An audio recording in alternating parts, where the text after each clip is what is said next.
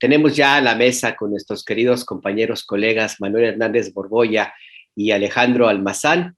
Almazán sigue todavía en Chile y tenemos una conversación fuera de cámara acerca de las diferencias de clima. Ya están en primavera, ya están muy, muy calientitos. Aquí está haciendo un frío pues pesadito. Y además allá los festejos, la comida, el triunfo de Boric y otros temas en Chile. Híjole, qué envidia, mi querido Alejandro. Buenos días, Manuel, buenos días. No, buenos días a la gente. Y sí, no, digo, un gran privilegio la verdad estar acá, haber presenciado lo que me tocó ver, ¿no? No, es un gran privilegio, ¿no? Ya tuvieron ustedes el lunes ahí una charla con Ingrid, ¿no? Mi pareja, que les contó, pues básicamente lo que se vive por acá, ¿no? O sea, la fiesta, nosotros estamos hospedados en una zona que se llama Las Condes, que es una suerte como de Polanco, así que aquí es un silencio de funeral, ¿no? La gente está muy enojada, porque ganó Boric, ¿no? O sea, aquí es prácticamente una comuna de la derecha, ¿no? Muy pues sálganse de ahí. No, ya nos vamos, nos vamos hacia el sur, pero aquí nos quedamos hospedados pero fíjate, curioso, porque ese domingo solamente la televisión vino aquí a buscar gente que dieran sus declaraciones y no, pues pura gente enojada y solamente dos señoras así muy, muy fifís diciendo que estaban por la igualdad en Chile y que si buscar la igualdad de ser comunista, bueno, pues entonces ellas eran comunistas, ¿no? Pero sí estoy en una zona netamente de la ultraderecha, de la derecha, ¿no? Pero es divertido ver, ¿no? Ver cómo ahora es el mundo al revés acá, ¿no? Sí, los taxistas están enojados, como que los taxistas también votaron por Kast, entonces hay un malestar general, ¿no? Está curioso, es un fenómeno que me parece habrá luego que contarlo, ¿no? Pero sí se está dando, como pasó en México, ¿no? Esta oposición que también se fracturó, ¿no? La derecha que también se fracturó y que empezaron a decir muchas cosas, ¿no? De que se iban a perder trabajos, de que se iba a venir una devaluación, etc. O sea, ya lo vimos, ¿no? Bueno, al menos ya lo vimos en México y eso pasa por acá. Pero bueno, ya les contaré bien a bien, ¿no? ¿Cómo estás, Manuel? Hola a todos y qué envidia de Alejandro que tuvo oportunidad de estar allá en ese momento histórico. Ahí ya nos irá contando algunos otros pormenores, pero pues sí, se puso buena la semana y pues con las grillas ahí de que no acaban, ¿no? Sí. No, pues y si quieren entrando en materia, pues otra confrontación más del presidente López Obrador con pues los principales quienes manejan el Instituto Nacional Electoral, particularmente Lorenzo Córdoba y Ciro Murayama, ahí encabezando también otro golpe a la democracia. Pero bueno, se ha abierto un debate y una confrontación entre el presidente López Obrador y Lorenzo Córdoba, el Instituto Nacional Electoral, y también, Manuel, pues salió este asunto de si no pasa finalmente o se sigue posponiendo la convocatoria para la consulta a la revocación de mandato, pues dicen pues que sea civil, aunque no tenga pues una legalidad, pues sí tendría una legitimidad.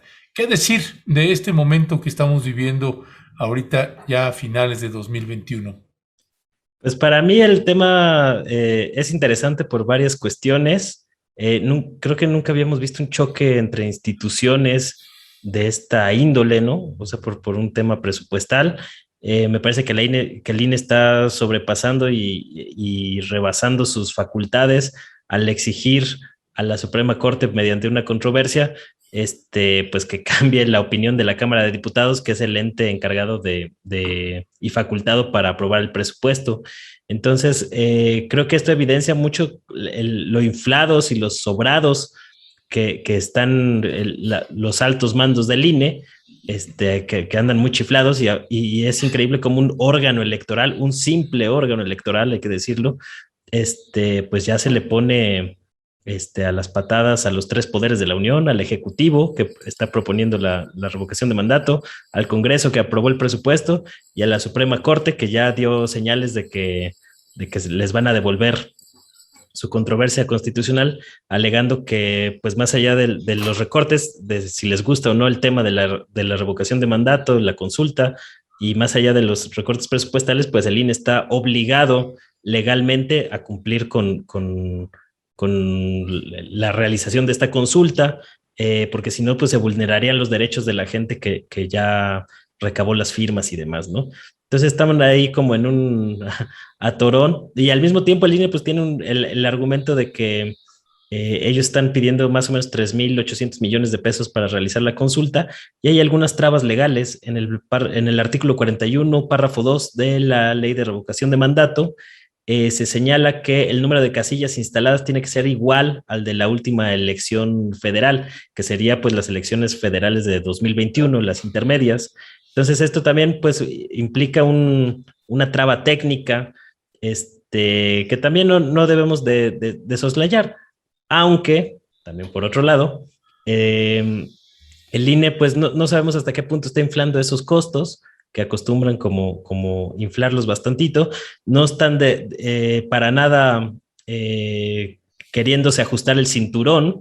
Hay grandes áreas del INE que gastan mucho dinero y son bastante ineficientes. Yo pongo un ejemplo, bien le podrían dar una recortadita al área de fiscalización que no sirve para mucho, como lo vimos ahora en las recientes campañas en las intermedias, justamente donde en el caso, por ejemplo, de personajes como Samuel García, pues a mí me recordó mucho la campaña de Enrique Peña Nieto con un dispendio bastante grande de recursos y el INE pues nada más ahí encontró una cosita ahí con la multa esta que le pusieron por los posts de la esposa de Samuel García, Mariana Rodríguez, que realmente pues era un asunto ahí para maquillar pues el exceso de gastos de campaña. O sea, Samuel García gastó, él reconocido por él mismo, que sus familiares le habían metido 20 millones de pesos, hay entrevistas con él declarándolo y todo, a la campaña, cuando por ley pues nada más podía recibir 7 millones. Entonces, digo, si con un caso tan evidente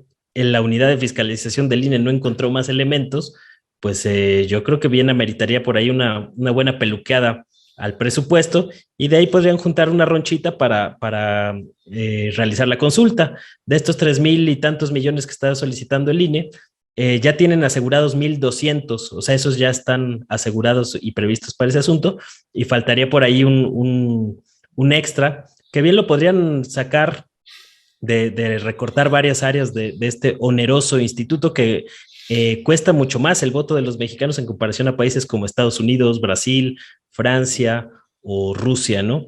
Entonces creo que es interesante por varios ámbitos y por otro lado, pues López Obrador pues se ha divertido pegándoles un día así y otro también en las conferencias matutinas y hoy, por ejemplo, pues ponía el tema sobre la mesa de realizar una consulta popular o que la gente interviniera en caso de que hubiera una negativa del INE, y yo no lo veo tanto como una propuesta seria, es más bien yo veo un intento de López Obrador pues por encender la plaza, ¿no? Que es experto y especialista en ese asunto, porque a final de cuentas este conflicto entre López Obrador y el INE pues se va a acabar derimiendo en términos políticos, no tanto legales o judiciales, y en este asunto el INE lleva todas las de perder. Claro.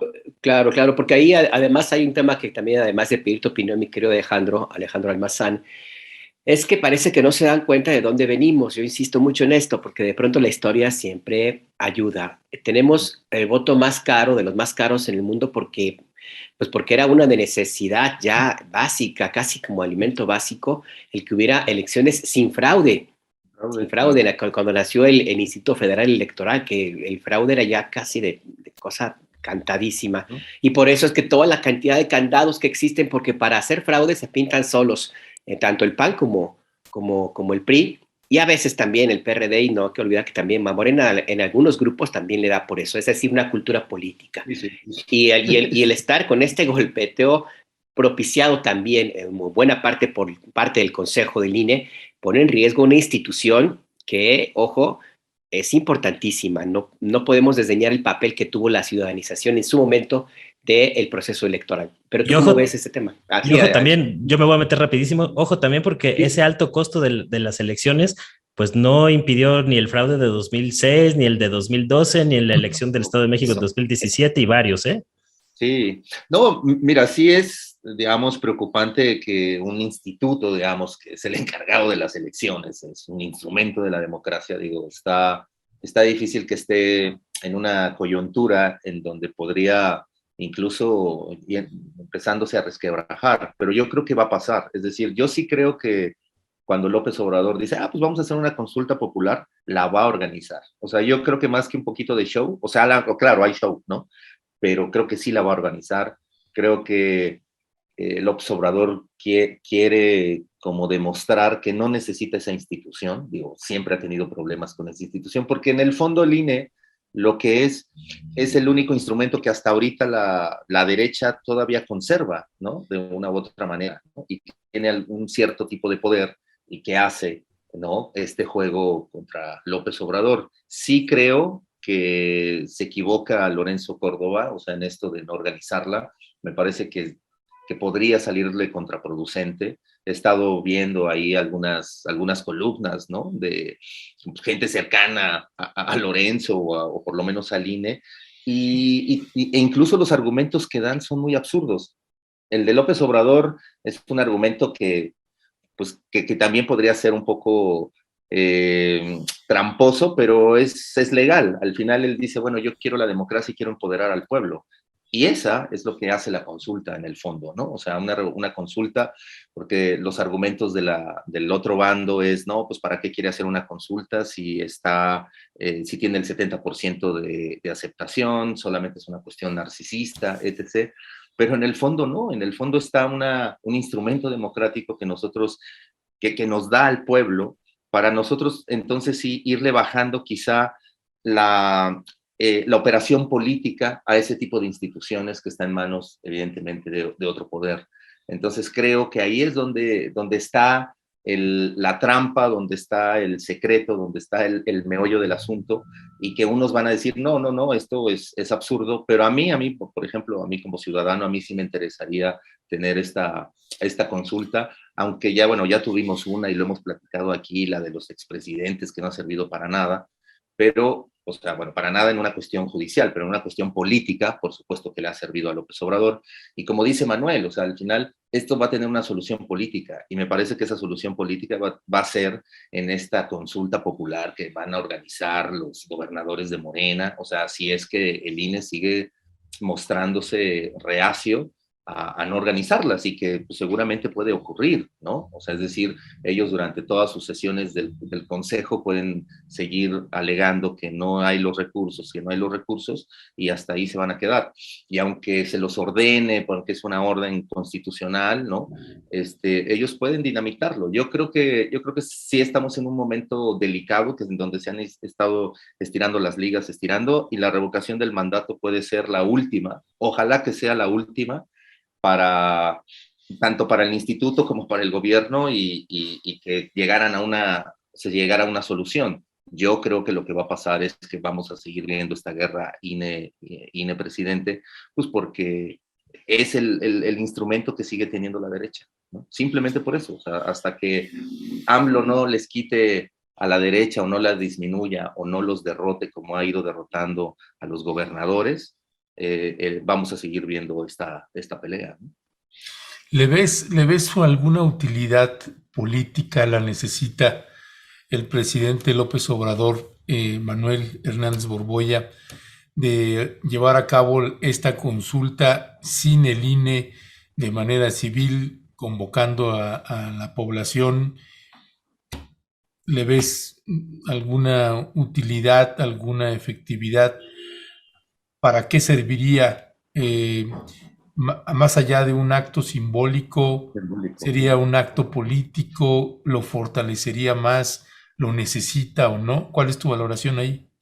Pues yo creo que, o sea, yo he calificado la consulta o de revocación de mandato que están impulsando desde el INE como innecesaria. O sea, para mí, pues no tiene mucho sentido gastar 1.200 o más de 1.200 millones de pesos en algo que ya sabemos de antemano que va a pasar, pero pues trae toda una serie de implicaciones políticas. Es decir, para el ciudadano común que no está involucrado de lleno en cuestiones políticas, pues no va a traer ningún beneficio adicional, pero para López Obrador sí le va a salir muy redituable.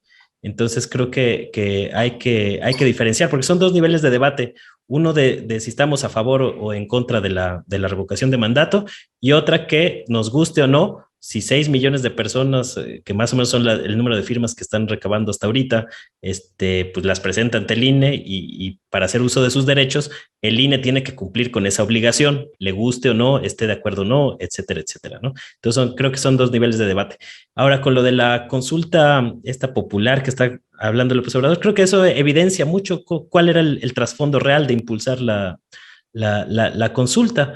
López Obrador preveía desde que íbamos saliendo a la consulta de los expresidentes, inmediatamente puso el tema de la revocación de mandato sobre la mesa y era una manera de darle un manotazo a sus adversarios políticos, ¿no? O sea, para demostrarles y darles una buena tunda en la plaza pública y dejarles claro una vez más, pues que él es el líder político más fuerte y el único con capacidad masiva de movilización en México actualmente, ¿no? Yo creo que también cuando López Obrador empezó a orquestar o a echar a andar este plan, no preveía que iba a llegar con tan altos niveles de aprobación a finales de año. Por eso yo también creo que es un poco innecesario todo este asunto, ¿no? Aunque pues también es una parte de una estrategia política de el presidente, pues para ir ahí ablandando poquito a poco al Instituto Nacional Electoral y que se vayan generando condiciones para una reforma política. Yo veo que el 2022 sería el año para llevar a cabo dicha reforma política en este sexenio. ¿Por qué? Porque el proceso electoral realmente inicia pues por ahí de septiembre de 2023. Ya parece, ya se está viniendo el tiempo encima y a pesar de que hay elecciones para 6 gobernadores en 2022, yo creo que pasanditas las elecciones habría algunas condiciones para impulsar una reforma política, porque si no, pues ya se acabó esa posibilidad en el actual sexenio, ¿no? Entonces, yo no sé hasta qué punto vaya López Obrador a impulsar esta reforma política o hacer cambios en el INE, pero sin duda pues sí lo está tratando de ahí de debilitar de cara a la sucesión presidencial. Yo creo que esa es parte de lo que está en juego y por otro lado pues el INE está tratando de debilitar a López Obrador dentro de sus posibilidades, porque realmente las cúpulas del INE están actuando como un partido político opositor. Ese es el despropósito al que hemos llegado con las autoridades electorales y pues está re buena la guerra política. Yo creo que pues sí se va a acabar dirimiendo este asunto en la plaza pública y pues ahí el INE no tiene nada que hacer. O sea, a lo mejor lo pueden dilatar y lo pueden dilatar, pero pues están dando pie a que les abran juicio político, a que se impongan demandas en contra de las cúpulas del INE por no cumplir con su obligación legal, etcétera, etcétera. Entonces, yo creo que el INE pues va a tener que terminar cediendo, porque si no, sí se pueden meter en un problema que los va a debilitar más. Entonces ahora sí que los tiene López Obrador con la espada contra la pared. Claro, es como pasa con los gobernadores, ¿no? Es decir, o sea, poco a poco también los ha ido doblando, ¿no? López Obrador los fue debilitando y que tiene que ver mucho pues también con su simpatía. Entonces, creo que todas estas operaciones políticas que hace López Obrador es simplemente pues para ir consolidando eso e irles dando como la puntilla a los opositores, ¿no? O sea, el debilitamiento de ellos. Ya están regañando a Manuel, dice Uy. run Lola, corre. Dice, Manuel no es para el presidente, es para el pueblo. Yo soy pueblo. ¿Qué onda, Manuel? Ellos dirán misa, pero mi voto cuenta. Bueno, pues es una postura atendible, ¿no? O sea, yo creo que no la voy a descartar, no la voy a deslegitimar. Está todo este argumento de que va a sentar un precedente para el futuro y demás. Bueno, puede ser, yo no la descarto completamente, pero a mí me parece que son limitados los alcances de este precedente, porque al final de cuentas lo que va a jugar en una posible revocación de mandato de a de veras, digamos, a futuro, pues es la correlación de fuerzas, cómo queda el Congreso, cómo queda el INE, cómo queda el Poder Judicial, cómo queda la presidencia.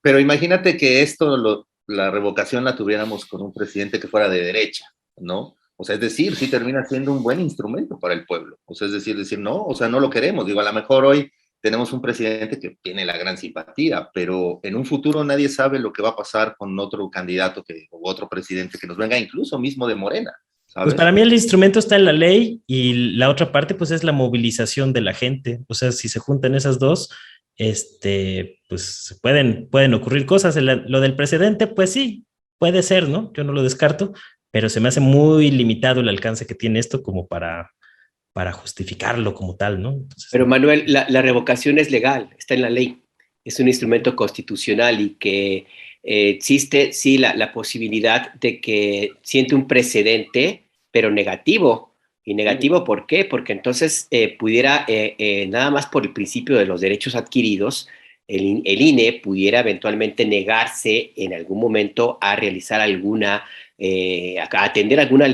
tema legal que le compete, con el argumento de que no tiene dinero. Que me parece ahí que eso también hay que tomarlo en cuenta. Y también hay que recordar que, pues, la derecha también tiene su corazoncito. Ellos están en la idea de que van a regresar algún día. Ya Ernesto Ledesma lo ha estado diciendo en varias ocasiones. Y no quieren. No me estés echando ahí. No, es un mañoso Alnájar, mierda. Bueno, pues, no. De pronto ya hasta me sentí en un herpetario aquí, qué barbaridad. No, para nada. Pero no. Oye, pero bueno, creo que Manuel, ahora sí que en defensa de Manuel, también creo que una cosa es que se lleve a cabo la consulta con todas las de la ley, es decir, que el INE cumpla el mandato al que está obligado a obedecer, y otra, pues es esta consulta, si es civil y que no sería organizada por el INE, pues no dejaría ese precedente legal y constitucional al que está obligado el Instituto Nacional Electoral. Hay una enorme diferencia en ese sentido. Y claro, por eso también le preguntaba a Manuel, y lo ponía en la mesa, porque lo necesita el presidente con el índice de popularidad y del respaldo que tiene, lo necesita. Pues a lo mejor pensando en el escenario electoral del 2022, pues posiblemente sea útil, ¿no? Claro. Porque yo sí creo que la consulta popular, y aunque pueda salir mal, debilita al INE. O sea, y termina diciéndote en una cuestión política, ¿no? No legal, en efecto, no tiene creo que ninguna validez legal, pero debilita al INE en el sentido de, con el discurso que ha dado el presidente de hay instituciones que no sirven, y el INE es una de ellas, ¿no? Entonces creo que por eso la está buscando, porque tiene un mensaje más político, ¿no? Sí, por eso yo veo con reservas lo de los precedentes y esas cosas, porque yo veo más una maniobra política en ese sentido. Y también es cierto que ahora, ¿qué va a pasar si ya sea legal o digamos popular la consulta? Pues acaba con una baja participación, como lo acabamos de ver con la consulta para enjuiciar a expresidentes, que yo creo que tenía más carnita que este asunto de la revocación de mandato. Creo que también el abuso de estas figuras, más allá de hacer un ejercicio de democracia participativa, como alegan muchos, pues también puede ir desgastando a la gente, ¿no? O sea, si estás haciendo consultas y consultas y consultas que al final no acaban en algo concreto, creo que también a la larga puede salir un poco contraproducente, aunque por otro lado está la otra del ejercicio democrático, que también me parece una postura válida. Dice Roberto Cortés, dice, tremendo ego de Manuel. No, bueno, ya se lo agarraron ahí. No. Ya me han pegado duro toda la semana, así que ya estoy pues sí, ya acostumbrado. Uno más, una rayita más al tigre. Para abonar un poquito a esto, a esta polémica, no hay que olvidar que el asambleísmo es la costumbre del presidente López Obrador, siempre ha sido asambleísta. Los que estuvimos, nos tocó reportear el plantón de 2006, recuerdan cómo todas las tardes decíamos la homilía, y en la tarde siempre había una votación, siempre había una asamblea a mano alzada. Así es que pues esto acompaña la forma de hacer y entender la política del presidente López Obrador. Habemos algunos que creemos que el asambleísmo a veces es perjudicial, pero bueno, ahí lo dejo. Sí. No, ya hasta le están diciendo facho de closet a Manuel. No, bueno. No, ya el colmo así. Infiltrado facho, de la derecha. Sí. Infiltrado. No lo es. No. Mira, se supone que el tema divertido pues es otro, que tiene que ver con Colosio y Boric. No. Así que pues aprovechando y le damos entrada a Manuel a este tema de que pues se terminó convirtiendo casi en una parodia por acá, de Boric y Colosio. Manuel, ¿qué decir? Pues es de llamar la atención como para algunos sectores de las élites sobre todo, pues llama la atención cómo ven con buenos ojos a personajes como Boric, mientras que otros, digamos, con un perfil distinto, aunque de una ideología similar, como Pedro Castillo en Perú, en su momento Evo Morales, pues eran denostados completamente, ¿no? Yo creo que hay mucho clasismo y racismo evidenciado en cómo piensan muchos de estas élites progres, por llamarlas de alguna manera, este, de cómo pues personajes que pertenecen a una condición de clase, a lo mejor no tan desfavorecida, no son tan mal vistos por parte de estas élites oligárquicas, como el caso que comentaba Alejandro de las señoras ahí en la zona FIFI de Chile, que hasta se podían asumir como comunistas. No sé si necesariamente pasarían ese tipo de cosas si el candidato en cuestión viniera de extractos más populares, o de clases sociales que a lo mejor no tienen, por ejemplo, acceso a la universidad, a tener una carrera universitaria, este tipo de cosas, ¿no? De cualquier modo, me parece pues que el tema va más allá de pues el gusto y el regocijo que nos ha dado a muchos, pues cómo se le acabó dando una tunda al fascismo en Chile, ¿no? Porque creo que más allá de las simpatías o de estas cosillas que por ahí están ahí dándole a algunos, pues el tema es favorable para una reconfiguración del mapa geopolítico en toda América Latina. Eso creo que es lo trascendente. Y ya por ahí está Brasil en la lista de espera para el próximo año, que sería un muy buen avance. Y por ahí Colombia, que le va a costar más trabajo, pero que también soplan vientos de cambio por allá. Entonces sería muy interesante ver qué pasaría en un escenario inédito en el que los países más grandes de América Latina y las economías más importantes de la región, pues estuvieran por primera vez en la historia en sintonía.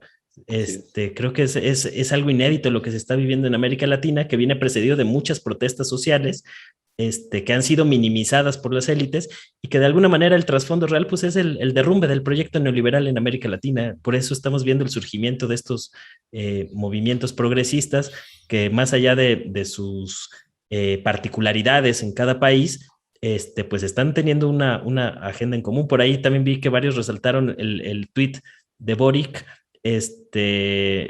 aludiendo a las palabras de López Obrador de primero los pobres, y celebrando ese tipo de declaraciones, ¿no? Por el bien de todos, primero los pobres.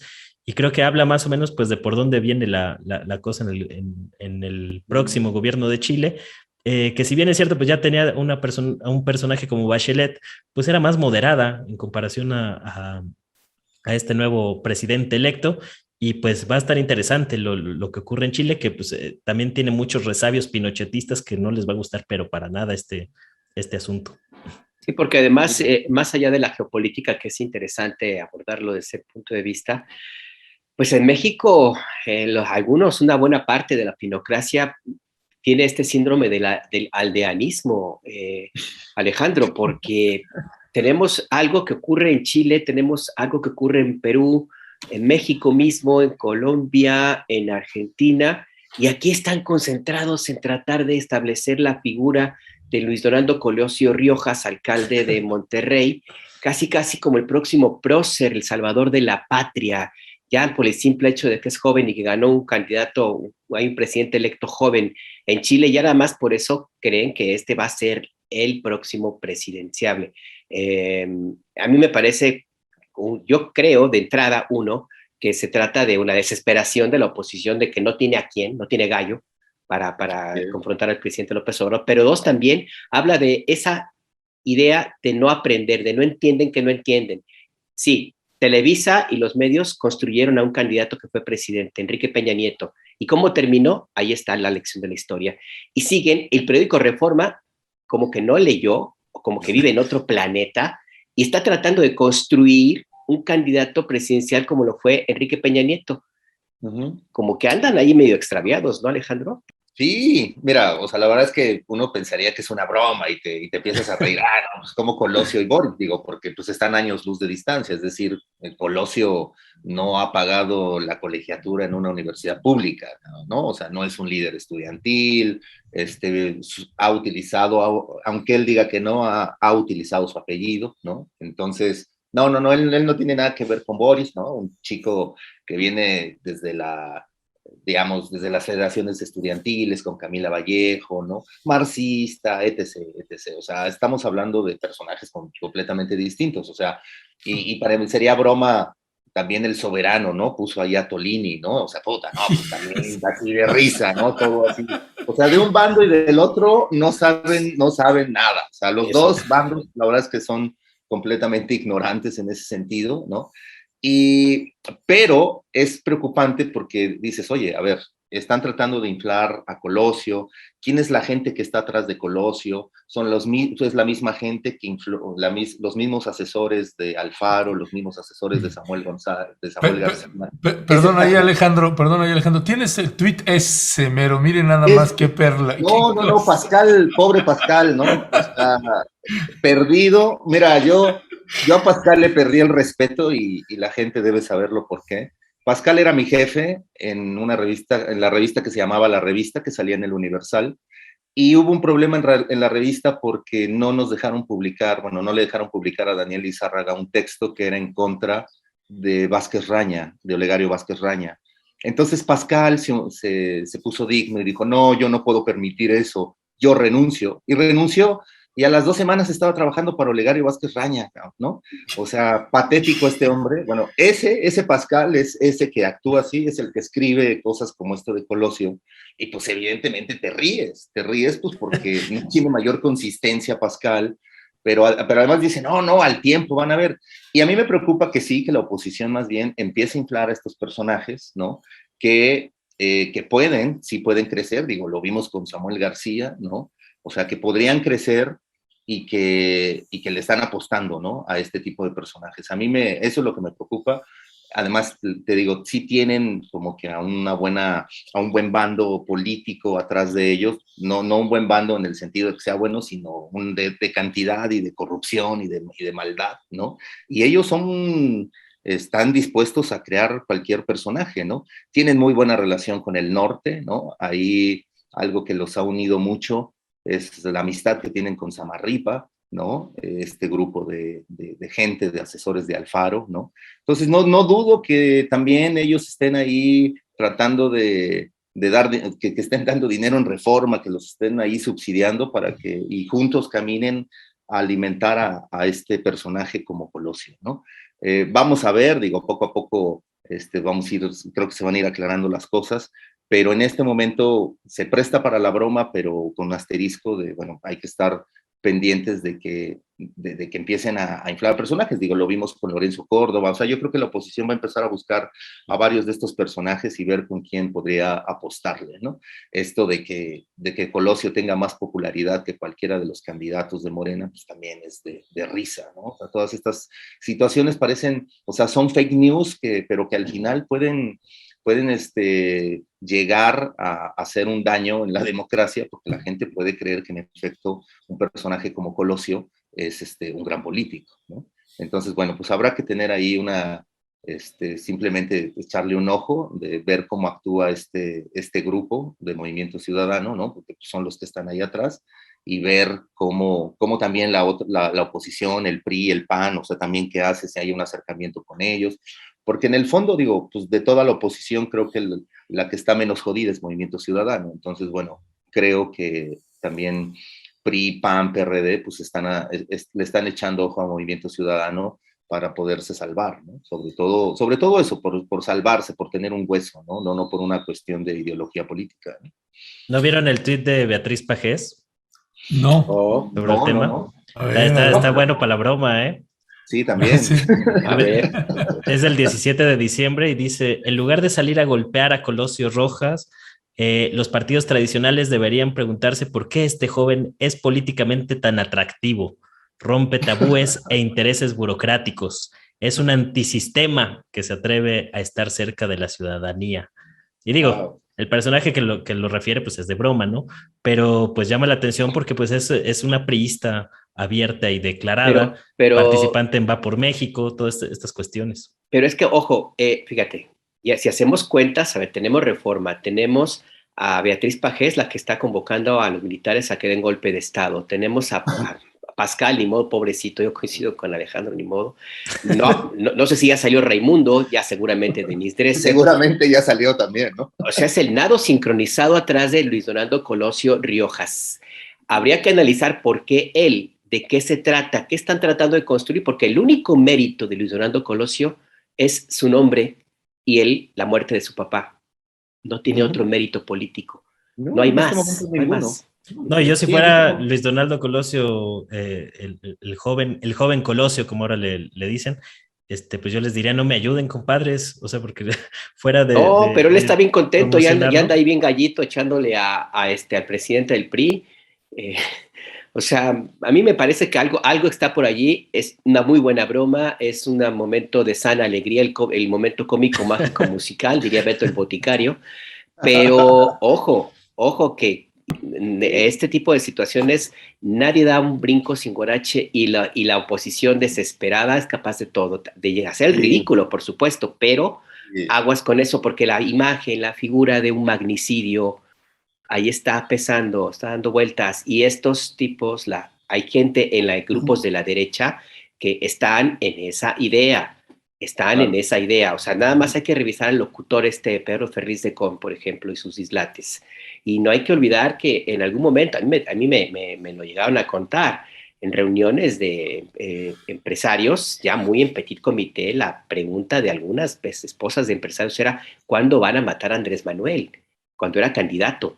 O sea, en ese nivel están. Por eso yo digo que sí es muy buena broma, pero no hay que soltarlo, no hay que quitar la mirada, hay que sí tomarlo con calma, son casi vacaciones, pero ojo, yo no quito la mirada de eso. Además, mira, esta gente que está atrás de Luis Donaldo, o sea, sus asesores, ellos crearon la propia guerra sucia a Samuel, o sea, ellos dijeron, tenemos que ridiculizar a Samuel para que se haga popular, ¿no? Entonces ellos mismos crearon todos estos videos que se hicieron virales, en donde le dice hoy a su esposa que baje la pierna y todo eso, fueron creados por ellos mismos, ¿no? ¿Con qué intención?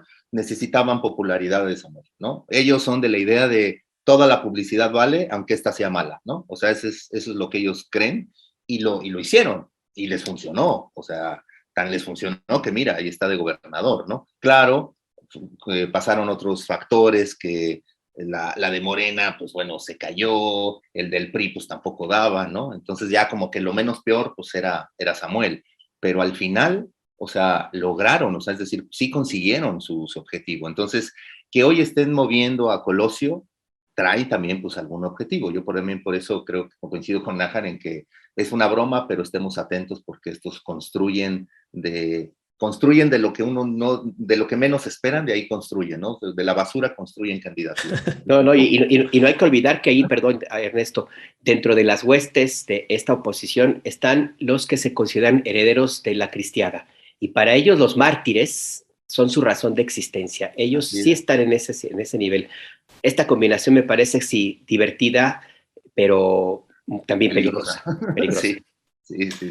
Pues yo creo que sería un regalo enorme para Morena que saliera este personaje, porque cuando tú lo ves a cuadro y lo oyes hablar, pueden hacer la campaña que quieran, pero teniendo como presidente a Andrés Manuel López Obrador y la oposición poniendo un candidato como este, creo que le allanan el trabajo. Si fuese la candidata Claudia Sheinbaum o Marcelo Ebrard, pues este muchacho yo creo que no tiene nada que hacer ahí.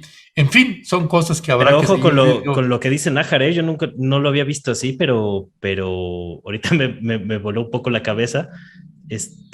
Pues conociendo lo perversos que son muchos de estos grupos, ¿qué tal que están poniendo al joven Colosio ahí como pieza de sacrificio, como están viendo que no les va a dar los números con un candidato, digamos, en condiciones normales, pues reavivar este mito del el magnicidio de Luis Donaldo Colosio, a media campaña presidencial, una cosa de estas. Y digo, son temas muy delicados, que hay que tocar con pincitas para no especular de más, pero pues tampoco podemos negarlo a la hora de analizar por qué este personaje en específico y no otro, porque el brinco desde la candidatura a la candidatura presidencial desde una alcaldía de Monterrey es un salto muy grande, o sea, hay mucha diferencia entre un cargo y otro, ¿no? Entonces, pues no podemos obviar tampoco pues que el principal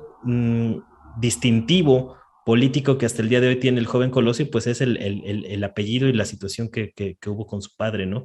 Entonces, hay que tenerlo con cuidado. Yo no lo había visto así, pero ahorita me vino a la mente eso y dije, uy, está grave. Pues es otra hipótesis de algo que podría ser o no, pues de lo que trata este análisis político es colocar pues los elementos que hay ahí. Hay otro dato también con este Luis Donaldo Colosio Jr. y que es que quien está trabajando con él en Monterrey es Lucía Riojas, exdiputada pluri del Partido Acción Nacional, y está muy vinculada también con la organización Ahora y con Emilio Álvarez y Casa. Sí, ¿no? así es. Entonces, pues son los elementos de pues esta información que a uno le van filtrando y uno va pues colocando estas piezas de un rompecabezas que ya veremos cómo se va decantando pues a lo largo ahorita se verá en el año 2022, creo que va a arrojar ahí un poco más líneas claras de por dónde se va a perfilar, si es o es otro actor como la esposa del expresidente Felipe Calderón Hinojosa, Margaret Zavala, que de pronto la inflan y luego la desinflan. Ya veremos cómo se comporta ahí la oposición. Pasando al siguiente tema, si les parece, pues esto que proponías también, Manuel Hernández Borbolla, sobre el Omicron y los datos que presentó precisamente el doctor Hugo López-Gatell. Abordamos un poco el tema, si bien no tanto sobre el Omicron, abordamos un poco el tema ahorita con el doctor Víctor Martínez Silva, que se ha especializado también en el seguimiento y tratamiento frente al COVID. ¿Qué decir, Manuel Hernández Borbolla? Sí, pues a mí sobre todo me llama la atención como el reporte que dan, que es prácticamente el reporte de fin de año sobre el esquema de vacunación. 81 millones de personas reportadas como vacunadas, 72 millones con el esquema completo, 12% con una vacuna, y pues es una cifra muy alta. O sea, México está entre los primeros 10 países del mundo con mayor índice de vacunación, y creo que esto habla pues, del éxito que tuvo la campaña de vacunación del gobierno federal. Yo no sé hasta qué punto hay que atender todas las variables, pero si recordamos el escenario que había el año anterior a estas alturas de diciembre y el escenario actual, pues es completamente diferente, y yo creo que sí una buena parte tiene que ver con las vacunas en lugares como Ciudad de México, donde fue el brote más fuerte pues a lo largo de la pandemia. Prácticamente toda la población o el 99% de los adultos pues ya están vacunados, y creo que no es un logro menor dadas los obstáculos y las complejidades que había. Y pues recordemos lo que decían algunos personajes como Felipe Calderón, ¿no? Que se iba a acabar de vacunar a la población por ahí del 2155, estupideces de este tamaño que evidencian, o sea, pues, lo pobre del discurso opositor, ¿no? Que tienen que recurrir al absurdo para figurar ahí en la palestra y tratar de posicionar algunos temas en la agenda mediática.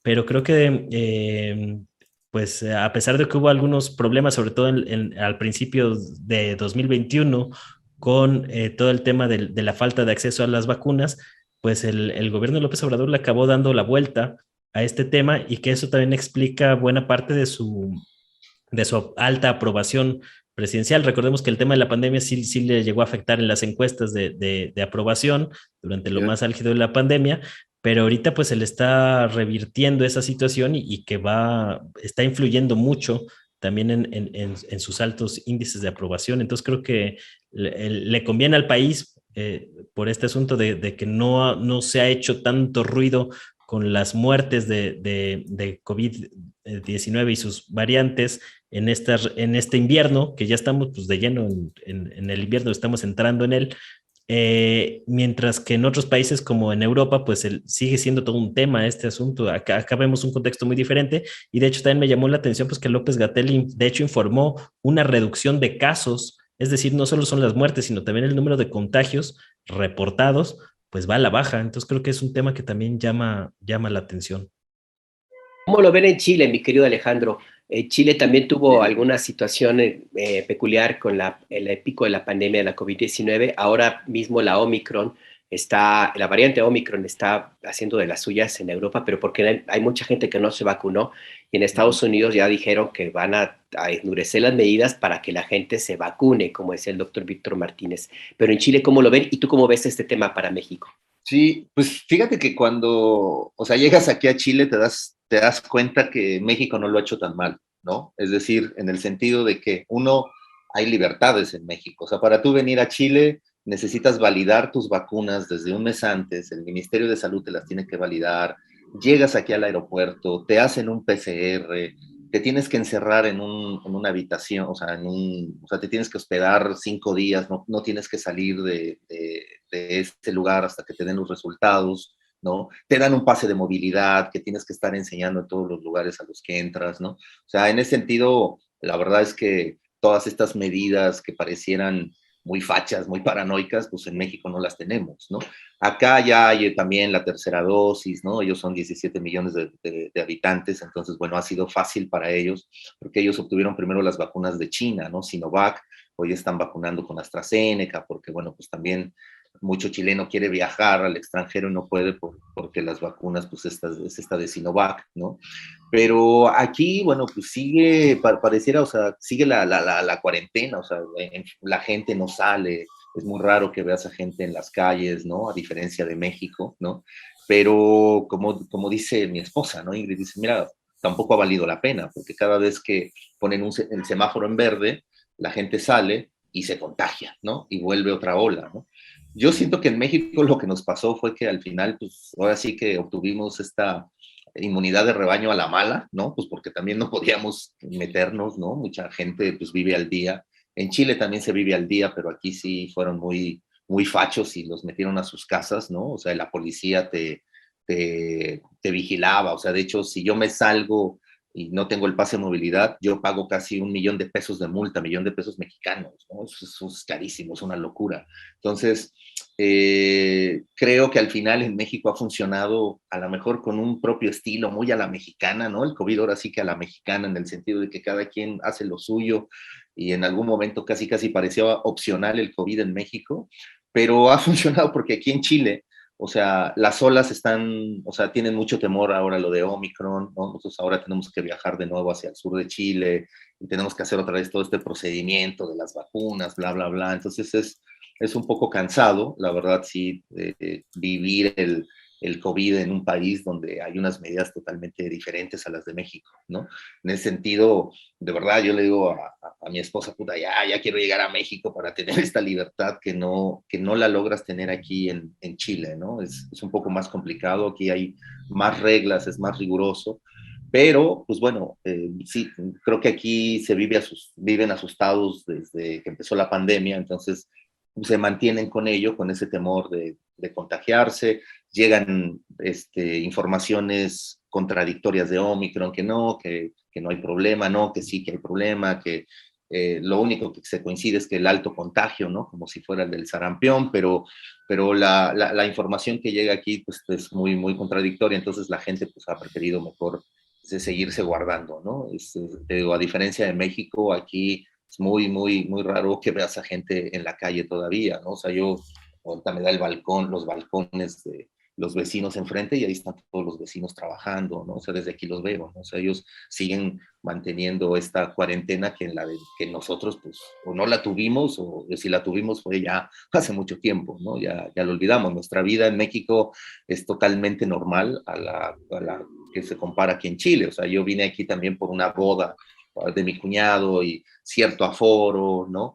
Ayer se casaron unas amigas y también cierto aforo, no te permiten 2, 3 cosas, los taxis, o sea, todo es como, oh diablo, sí, aquí está el COVID, o sea, aquí te sigues pensando en el COVID-19 hasta con cierto miedo, ¿no? Yo creo que al final México la hizo con una política muy a la mexicana, pero la hizo porque, bueno, pues, hoy en México por lo menos lo que dice Manuel, y sí lo estaba leyendo, de que hasta ha habido una reducción de casos, ¿no? Entonces, carajo, ¿no?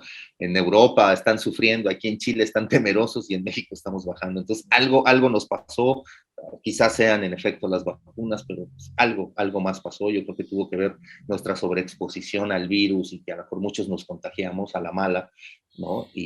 Pero pues la aguantamos, la sorteamos, no lo sé. Estoy viendo aquí los datos, precisamente de los casos de COVID en Chile, Alejandro, y según el dato oficial al 22 de diciembre de 2021, casos registrados son 1.794.000 y defunciones totales 38.900. Realmente la cifra es bastante baja. Bajas, sí, digo, porque también la población, ¿no? Son 17 millones y también creo que eso tiene que ver. Pero, en efecto, yo creo que como ellos... No, sí, aún siendo 17 millones, claro, me pero parece una cifra baja, ¿no? Yo creo que sí tuvo que ver esto, esta política de se encierran, o sea, aquí era encerrarse, ¿no? Y había toque de queda, después de las 9 de la noche nadie podía estar, ¿no? O sea, sí hubo unas medidas muy, muy fuertes, pero que a la larga no han tampoco beneficiado, o sea, aquí a la gente de Chile, porque se ha quedado también sin trabajos, así como en México se renta, se vende, mucha gente desempleada, ¿no? Pues O sea, nada más y nada menos acaba de perder una elección, ¿verdad? Claro, ¿no? Entonces, imagínate, entonces... No, pero también, Alejandro, perdón, el nivel de comorbilidades en Chile es menor al de México. Ojo, claro, que la alimentación ahí sí tiene mucho que ver, o sea, el sobrepeso, obesidad. Acá tienen mucho diabetes y mucha obesidad, o sea, porque comen mucho pan, o sea, aquí su alimento, así como nosotros la tortilla, aquí el pan es como su alimento, entonces sí hay un alto grado aquí de diabetes, pero no hay tantas comorbilidades en efecto como pasa con nosotros, ¿no? Que nosotros tenemos 20, ellos tienen 3 graves, pero pues claro, son menores. Sí. Ya, pues Alejandro Almazán, te queremos agradecer. ¿Cuándo te regresas? Hasta enero regreso, hasta para allá nos vemos, a mediados de enero regreso. Órale, pues Alejandro y Manuel Hernández Borboya, otra vez como siempre, muchas gracias, y pues nos vemos el próximo viernes, perdón la explotación, miércoles, perdón la explotación, nos vemos la siguiente semana, un fuerte abrazo, que pasen una extraordinaria Nochebuena, caballeros. Igualmente, y para el público, bueno, para ustedes, por supuesto, gran abrazo y pásenla súper bien, que sea una buena Navidad. El año pasado estaba fea la Navidad, ¿no? Digo, yo la pasé en el hospital, entonces, bueno, pues hoy es totalmente distinto y abrazos a todos, que sea de muy buena suerte todo. Y te perdiste la posada, pero ahí el Manuel sí estuvo también cantando ahí las posadas con nosotras y nosotros, pues...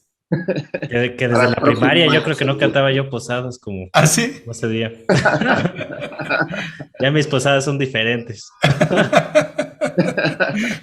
Órale, gracias.